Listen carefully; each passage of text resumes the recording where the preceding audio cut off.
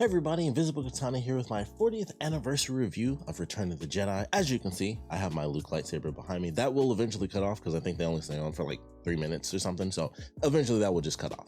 But last week, I ended up going to see Return of the Jedi in theaters for, of course, the 40th anniversary. Had a fantastic time with it. It was really fun. Like, obviously, Return of the Jedi, like the fact that I even bothered going to see it, clearly, I already love Star Wars. You can just look anything up on my channel. You know I love Star Wars.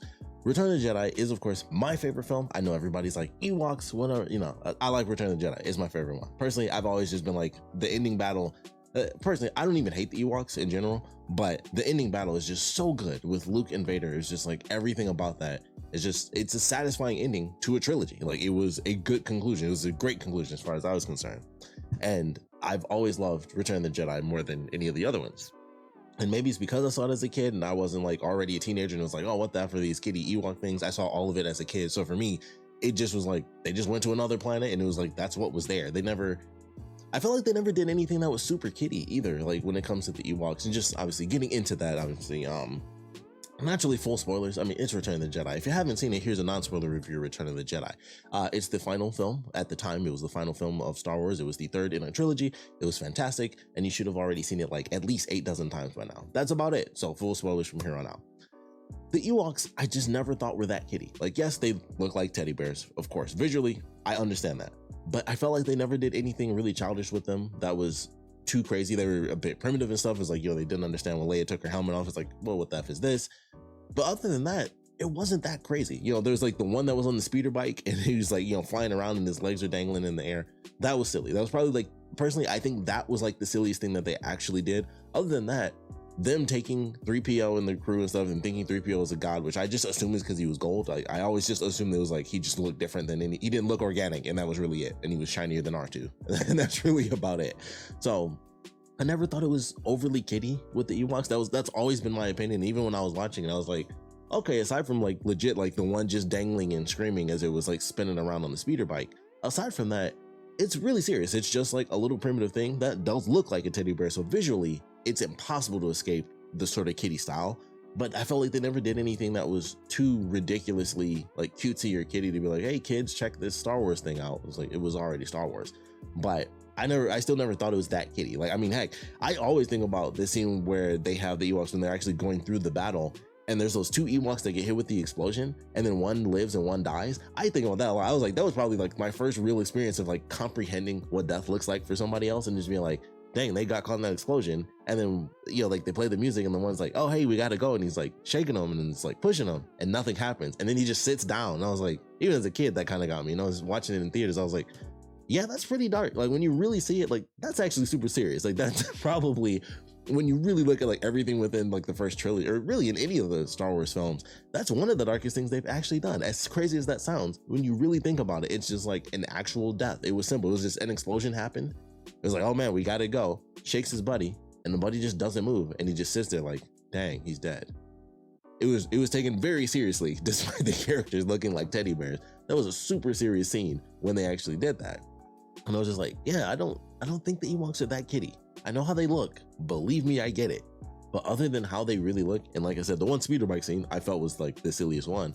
Other than that, there just wasn't much. Like, yeah, the crazy stuff where they thought 3PO was a god is crazy, but they're also primitive little teddy bears. And, it's just a thing. So it's just like, all right, that was just more the primitive thing than it being like a silly, funny kids thing or anything like that. But man, I love Return of the Jedi. It is so fun. I just really, it was always been my favorite as a kid. Like I love the opening, they go back to Tatooine. Of course, everybody, the crew gets together. It's like, we got to save Han from Jabba, and just them going through that whole process, I thought was really good. Of course, it was not only the special edition, it was the Disney Plus edition, which I have not watched because they did do like the extra no at the very end of Return of the Jedi. And I was just like, I do hate that.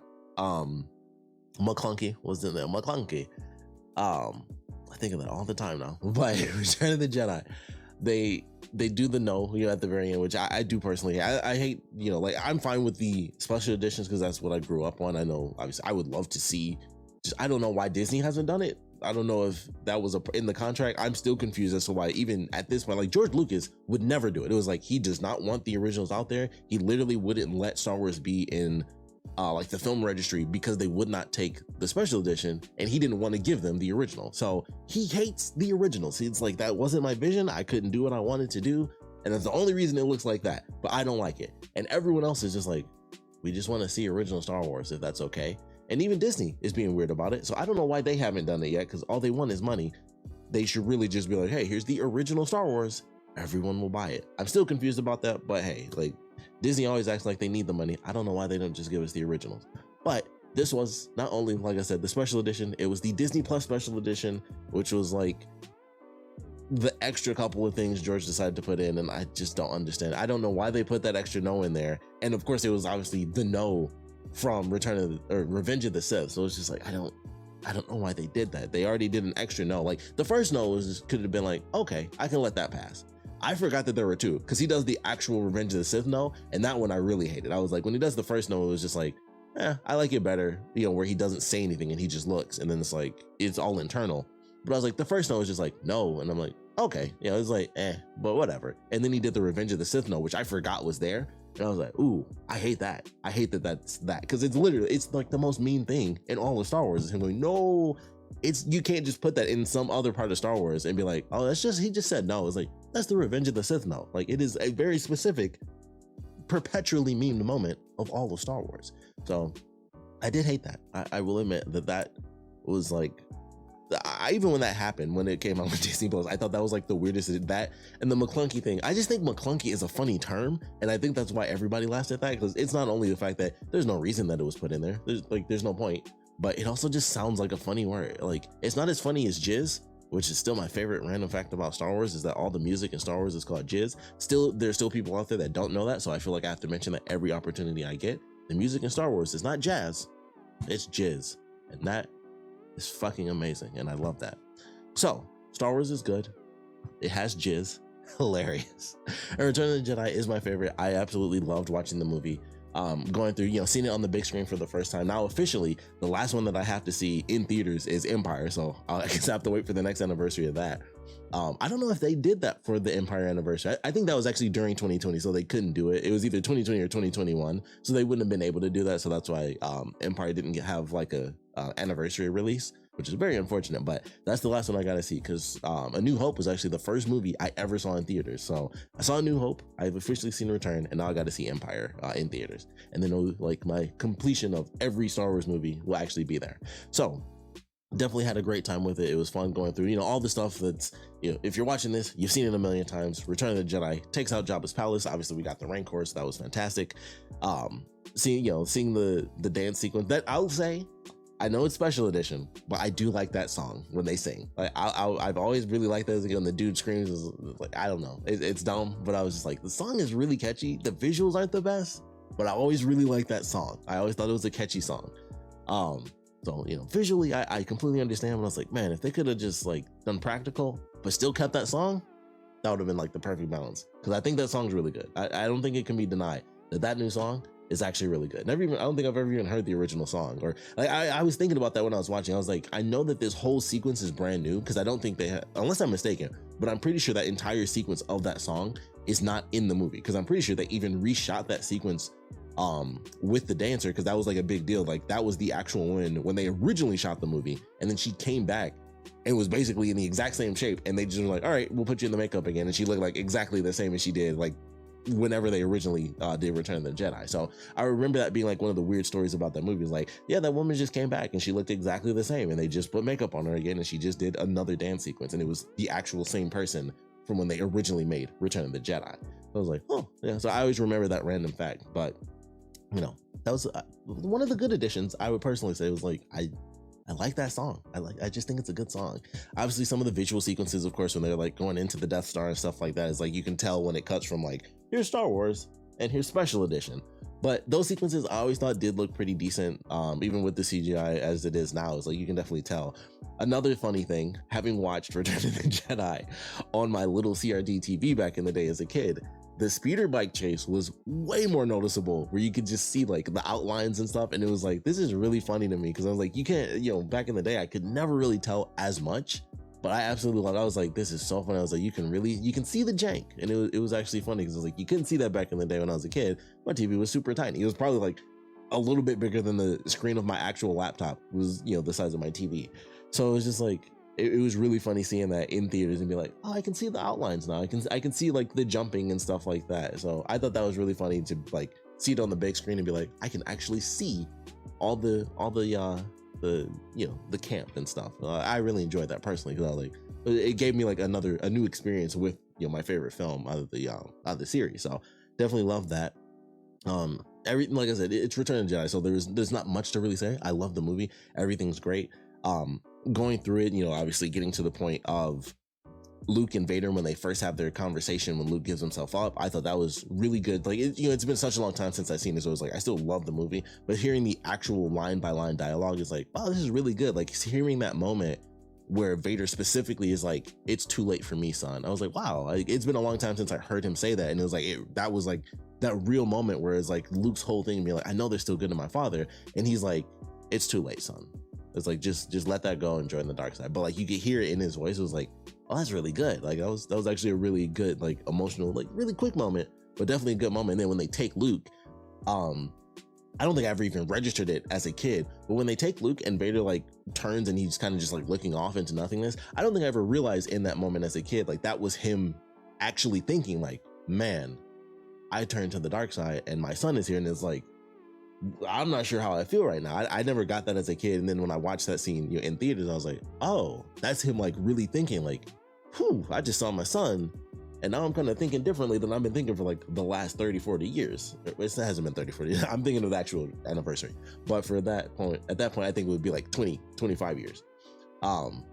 And it's just like, man, it hit a lot harder, like actually understanding some of the more, you know, silent moments. Once again, didn't need the dialogue. I finally got it. I'm not a dumb kid anymore. I just understood with my adult brain. Oh, he's thinking right now. Didn't get that as a kid, but I get it now. So don't always need the words. Sometimes you just need to figure it out later. But loved it. Also, crazy moment. When that happened, the fire alarm came on. So that was, aside from the very first experience I ever had, it was like, man, I'm seeing Return of the Jedi in theaters. Never had that happen. Crazy moment. I happened to go on the day that the fire alarm got pulled. So that was another once in a lifetime moment for me, because I've never had that happen where the fire alarm went off in the movie theater and we had to leave. So we had to leave like once that happened. Fortunately though, there was no fire. We went outside and then they started letting people back in, you know, like basically a couple minutes later, they found out that officially there was no fire. They allowed us to just go back in. It was actually perfect. I was like, man, that was interesting. I even got to pee. I was like, I got to pee. I didn't miss any of the movie. I peed. I came in, sat down, the movie like kicked back on. I was like, sweet. I got to pee in the middle of the movie. Didn't miss a single thing. I mean, it's Return of the Jedi. I know everything that happens. But I'm like, you know, it's been a long time. I want to hear every bit of dialogue. I want to see that scene that I haven't seen in a super long time, where Han talks to Lando in front of the Falcon, where he's like, you know, take care of her and stuff. Probably the last time I saw that was before I knew that scene was reversed. And I never knew that as a kid. I never paid any attention to it. But if you watch that scene with Lando and Han talking about him, you know, Lando obviously, you know, taking the Millennium Falcon, Lando has his patches. They're supposed to be on the left side.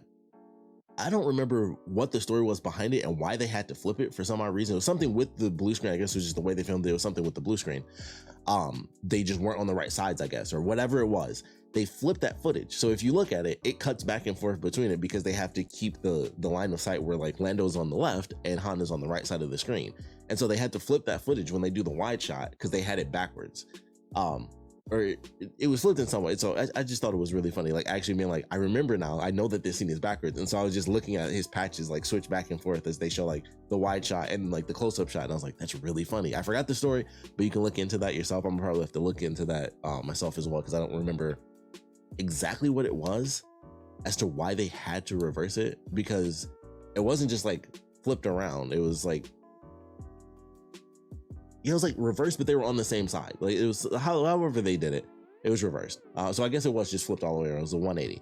So I thought that was really funny, like actually seeing that, since I hadn't seen that in such a long time, and knowing that scene was coming up, I was like, that's funny. But got to see that, got to have the fire alarm pulled. I also got a free ticket out of it, so that was great. They gave us like little free things. Like, sorry about that, folks, as we were leaving. So everybody got like free cards to get a free movie ticket. So I was like, this is fantastic. I got to see Star Wars in theaters. I got to experience the whole fire alarm thing. I got a free movie ticket. It was a great time. It was a fantastic time. Got to go through the whole movie, got to see Luke versus Vader, got to hear all the lines. There was, of course, a dude with his kids, and he, of course, was a giant nerd. He was older than me, classic nerd mode. He was saying all the lines. I was like, I know that line too. He was just like taking his kids to see Star Wars. And I remember when it ended, I could tell from this line, he did not like the sequels, because his specific words when the movie ended was like, that's what it's like when you care about storytelling. And I was like, he does not like the sequels. Like, because he said that, and I almost started laughing, but I was like, he didn't like the sequels. And I thought that was the funniest thing ever, because he was like, see, that's what it's like when you care about storytelling. And I'm like, he doesn't like the sequels. I could just, from that line, I was like, I get you. Like, I heard it. I understood. I understood in that moment. But I thought that was super funny when he said it. It was like, as soon as the credits came up, that's what it's like. And I was like, that's super funny. That was really funny to me. So I love that. I just thought that was funny, because I was like, I could just hear him saying all the lines when the Emperor would speak. He'd be saying the lines. He'd be like, it's quite fully operational. And I was like, this is funny. That's going to be me in like a couple years. But I thought that was good. I thought that was just a really funny moment when he said that. So great experience all around. Definitely had a good time with Star Wars. We'll see what happens going forward. We got a lot of new stuff coming up. All the shows are crazy. Vision season 2, I'm going to do a review of that next, so definitely check that out. Had a great time with that for sure. But man, we're supposed to be getting a new Daisy Ridley movie. That's insane to me. We'll see what happens. We shall see. I also heard that the first writer already got fired or left. I think he may have left. So we'll see what happens with that. We shall see. But Ahsoka's coming, and I think that'll be great. So hey, as long as the shows are good, we're good. That's all I can hope for at this point. There it is. Finally, that was way longer than I thought, but perfect place to end it. Thank you guys for checking this out. Of course, with it being Return of the Jedi, I would love to know your favorite moments from the film. What is your favorite Star Wars film? Because most people, of course, do say Empire, but favorite film in general, favorite moment from Return of the Jedi, favorite plot point that you feel was just like, man, that was the thing that makes me love Return of the Jedi. Even if it's not your favorite, just what's something that you like in general about Return, and what's some of your least favorite stuff. For sure, I would love to know a lot about that as well. Going forward, we'll see what happens with Star Wars. I think the shows are doing great. I know not everybody feels the same way. I know people did not feel the same way I felt about Mandalorian. I loved season 3. It was actually my favorite season personally. Definitely has some issues, but it was my favorite season just because I was like, I don't care about Din Djarin, I care about on Mandalorian. So for me personally, I was like, it was way better than just him and his kid. Personal opinion, very rare opinion at this point. So I know people are kind of iffy, but I loved it. I thought it was really good. But I would love to know your thoughts on where we are with Star Wars, what you guys think of Return of the Jedi, what you guys are looking forward to going forward with Ahsoka, what the F is going to even remotely possibly happen with this new Daisy Ridley movie. I think that's just the craziest thing, because I mean, does anyone else come back? Like, should we expect anybody else to come back with the way everyone was treated? I mean, let's face it, we're all shocked she's coming back, because the way everybody got treated, the way they even bothered to half-ass write those movies because they didn't have a plan. I'm shocked anybody came back. But we'll see what happens with the future of Star Wars. I'm hopeful. At the very least, we got Ahsoka, and the Acolyte. Like the shows, I'm actually very excited for. The movie stuff is where it's kind of like, who knows? Some of those movies I'm excited for, but I'm gonna be cautiously optimistic. Really excited for Dave Filoni stuff just because I trust him. But everything else, I'm like, we'll see. We'll see what happens. But like I said, for Return of the Jedi, something that's here, something we know is good. Would love to know your thoughts on it. So please put your comments down in the comment section below. And of course, thanks for watching.